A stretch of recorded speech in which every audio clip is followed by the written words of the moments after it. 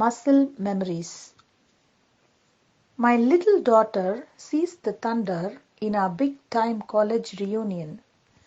She was small enough to be cuddled by everyone, but big enough to carry her manners.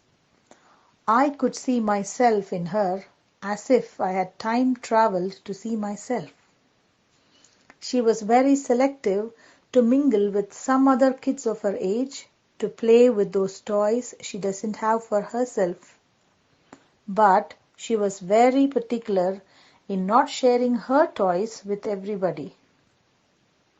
At the dinner table, she was struggling to hold the chopsticks to move the food as I did. She was quickly disappointed to see me taking food easily and began to cry. I said, "Sweetheart, you need a little practice until it becomes muscle memory, and then you can do better than me.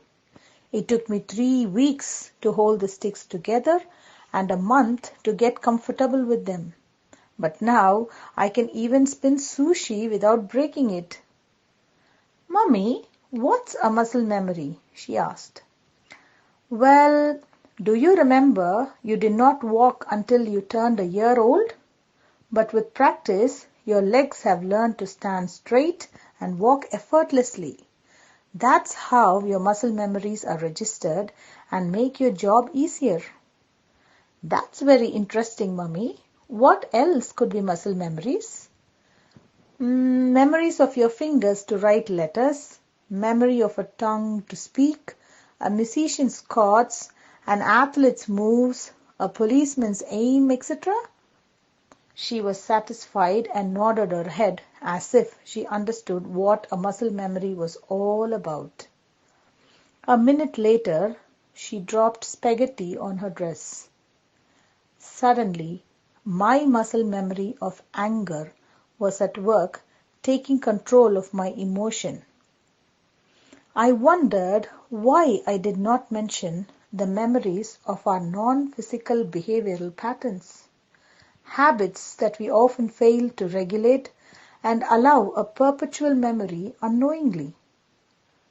I was surprised to recall that even God, fear, and devil were the oldest of all involuntary memories that work without fail when their action is appropriately needed.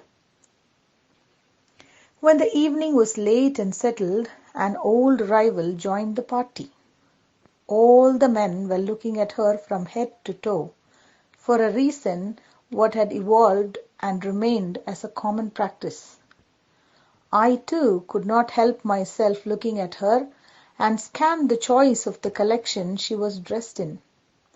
And I found it hard to accept that a residue of envy had always been within me, and I was not alone in venting the envy since the beginning of days. It could have been a divine prompting that my daughter asked me, "Mummy, does our brain have muscle memories too?"